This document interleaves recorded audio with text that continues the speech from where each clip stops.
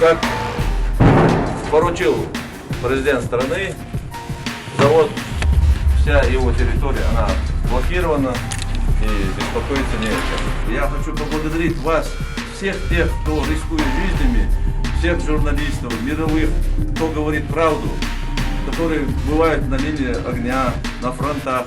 И чтобы узнать правду, и эту правду донести до мирового сообщества, большое вам всем спасибо. Я вас очень прошу, где мы, где кто бы ни был, всегда будьте журналистами. Журналист — это достойная профессия, это достойнейшие люди. Нам, бойцам, не трудно там на позициях что-то там воевать. Это абсолютно тебе понятная ситуация, где враг, где ты, как это решить эту проблему. Но вы рискуете больше.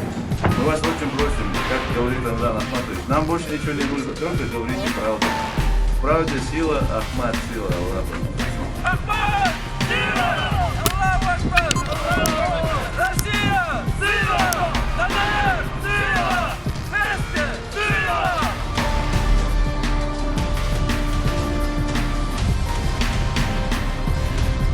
Мы помогаем с первых дней, то есть с самого начала, насколько можно было заходить в Мариуполь. Вы знаете, что и глава республики был в Мариуполе, и увидев ситуацию, он, конечно, еще чуть-чуть нам ускорил процесс. Вместе с нашими бойцами, практически с самой передовой, мы оказываем такую помощь. Вот кто нам помогает, это чеченцы. Я разговаривал сама с Кадыровым. Я разговаривал, да. Я не полковник, а генерал. Я настоящий хозяин. И вы разговаривали с ним. Я знаю, что вы человек слова и хозяин.